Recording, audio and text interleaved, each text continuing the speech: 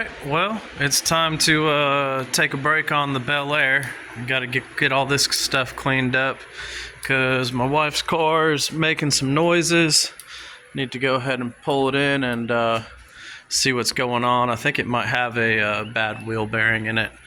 So let's get this stuff cleaned up, pull this thing out, and get that car in.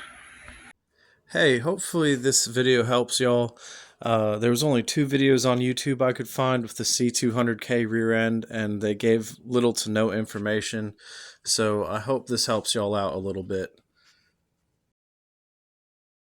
So I put the Xterra up on jack stands, checked the front wheel bearings, they were fine. Went to the rear and found that the right rear wheel bearing was bad. Gave it a shake and it was kind of clunking back and forth. So now it's time to do this right rear wheel bearing and get some parts ordered and go from there. We got to see what type of axle we have. And it is 1, 2, 3, 4, 5, 6, 7, 8. Yeah, I can count. 8 bolt rear end. Which means it is a C200k and not the Dana 44. So if you're doing this job, make sure you go back and count the nuts right there, the bolts that hold on that rear cover. And if you have 8, it's the C200k. If it's 12, then it's that Dana 44. I went on to 1aauto.com and ordered these wheel bearings for the Xterra. They are good price, good quality, and a lifetime warranty. I also received the parts in 2 days. I went to my local Harbor Freight and picked up a 20-ton shop press, cleaned up the shop where it would go, and put it together. It went together pretty well. Unfortunately, the shop press did not get the job done for me, which you'll see here in a little bit. Alright, pause it, take a screenshot. Here is the parts diagram of that axle. Jack the vehicle up, put it on jack stands. Guys, please use jack stands, be safe. Put it up on jack stands and give it a good push. Make sure it's nice and secure. 21mm socket to get the wheel off. Alright, gonna take your brake caliper off. You got 2 mounting bolts, they're both 19mm in the back. Take those off, move your caliper, put it over here so you're not stretching your brake line. Hang your rear caliper on the back leaf spring so you're not stretching your line out, and then go ahead and remove your rear rotor. Just pull on it. If it's stuck, knock it with a hammer right here. It'll come loose. Pull it straight off.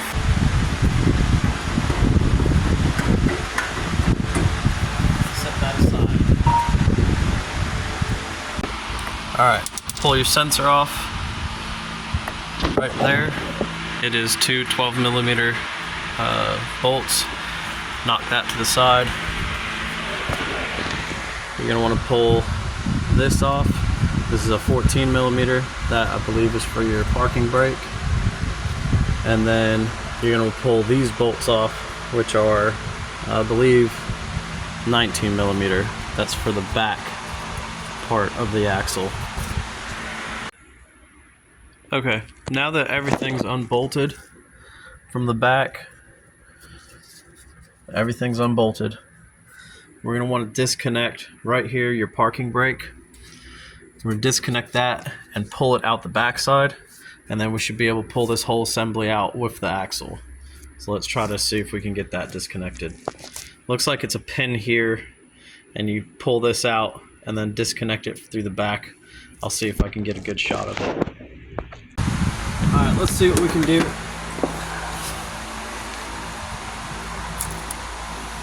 Just pull this pin, or this clip off.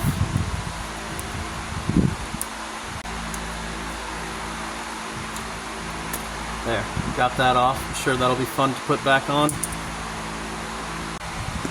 Okay, now our e-brake cable, parking brake cable, comes right through here. If you pry this out, there's a pin right here.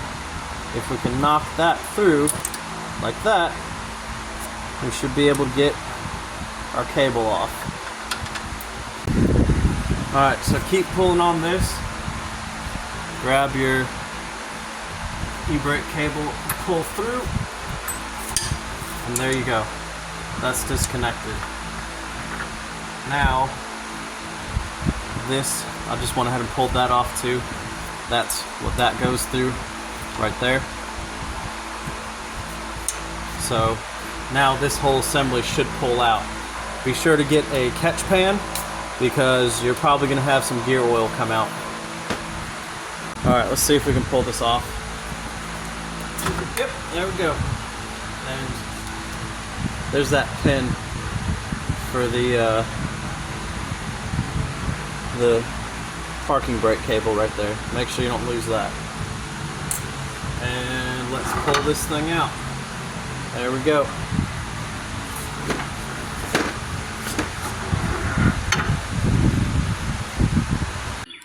Alright guys, so we got the axle assembly pulled out.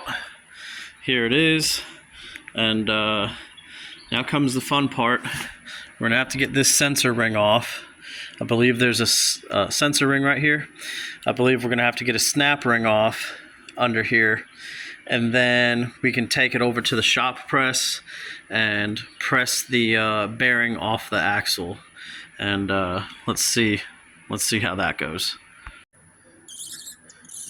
Now imagine doing 40 or 50 miles an hour. It's gonna be way worse. Okay, so this sensor ring is on there pretty good. Like I said, I'm gonna take a torch and try to get it off. You gotta flip it over, torch it, and let gravity do its thing. Alright, let's see what happens. I got a bungee cord in here just to help hold it onto the vise. If it melts, it melts, but I'm gonna torch this ring and see if we can get it to come off. See what happens.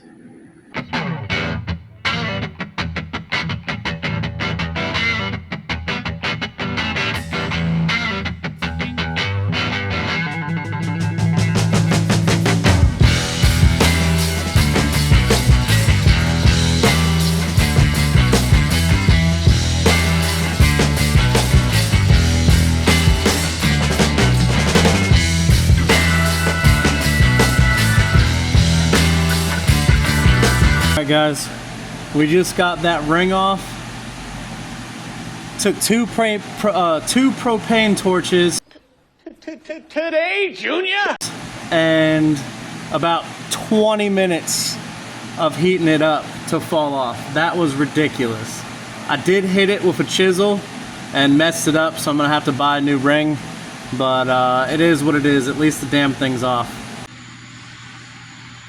Alright, so now that that nightmare is over, there's the C-clip.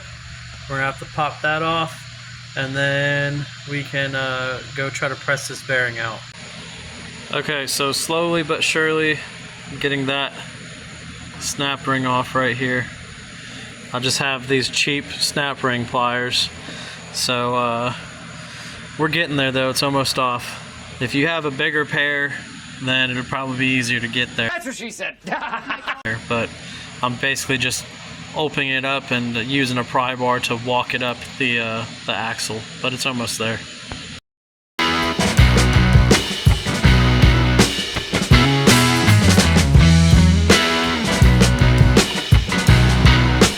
All right, and now that snap ring is off. Slide that off the axle. And now we'll take this little washer off. Put that there.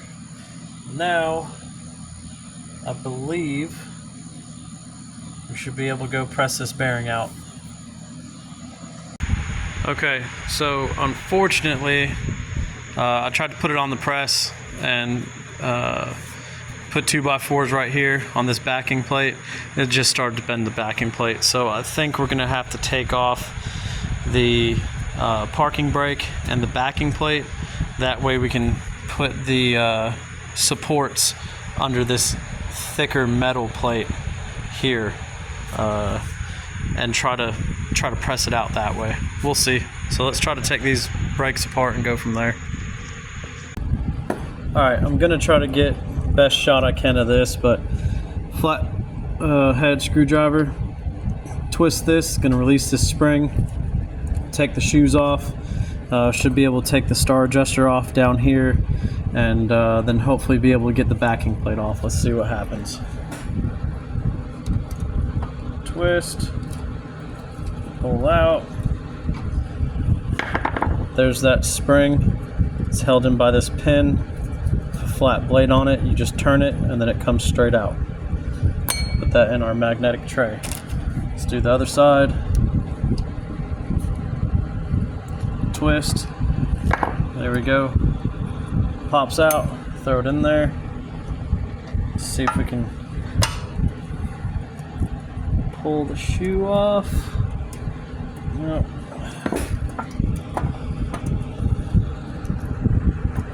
We got springs holding it together, and see if I can get something to take that spring off.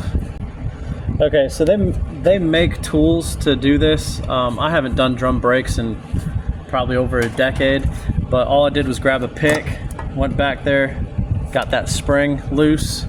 Then I'm gonna get the top side spring loose, and we'll see if we can get this off. Oh, there we go. We might be able to get it off now. We wiggle it. There we go. All right. So I just got this spring off the bottom. You also have a spring on the top. Like I said, they make tools for this. I just don't have it, so I used a pick. We'll set this aside, and when we put it back together, we'll clean it all up. But let's see if we can get this backing plate off now.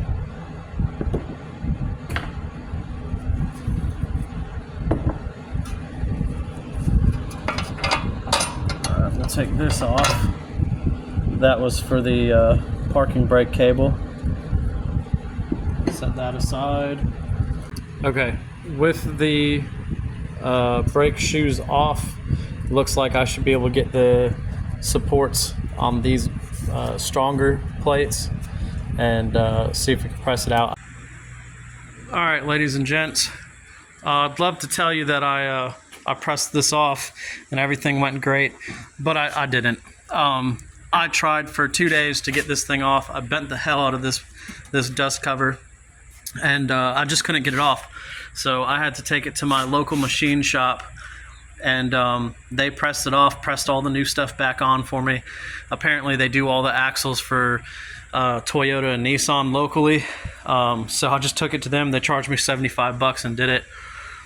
In the long run, I mean, maybe that's what you should do if you got this C200. Like I said, I went out and bought this lift, or I'm sorry, not lift, this shop press, and I still couldn't get it off. So I should have just spent the $75, had them do it in the beginning. But now I have a shop press. So there she is, all put back together, and we'll slam her back in the car. But first we need to take this wheel seal out, or axle seal I should say. It's in there pretty good. I've boogered it up a little bit trying to get it out. I got another tool to try to pull that out, so let's go ahead and get it out and put the new one in and get this Xterra back together. Got this tool, gonna make it work hopefully. Slide hammer, got some closet.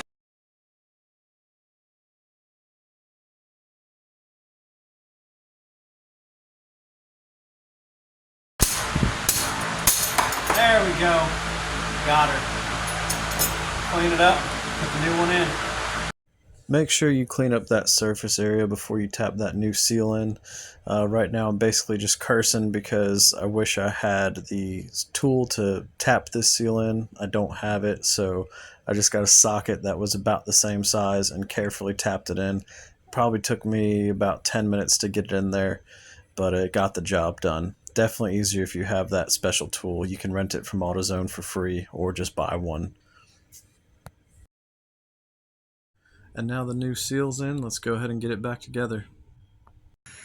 Okay, axle's ready to go in. Make sure you put some grease on the splines of the axle so you can put it in there.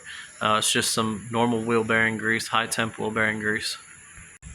All right, guys, throw the axle back in there, slap it all back together like you took it apart, torque everything down. I'm about to put the caliper back on and torque those caliper bolts to 76 foot-pounds.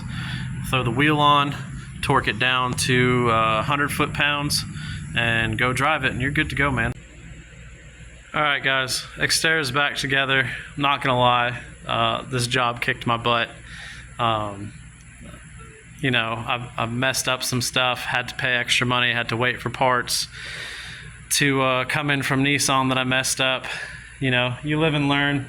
You know, bought an entire press that ended up just not getting the job done for me, so ended up having to pay the local machine shop to do it, which whatever, I should have done that in the first place, I guess. But you know, it's done, and that's just the way the cookie crumbles sometimes. It is what it is. But I appreciate you guys watching. Hopefully this helped you out, because there's like no videos on this on YouTube, so thank you.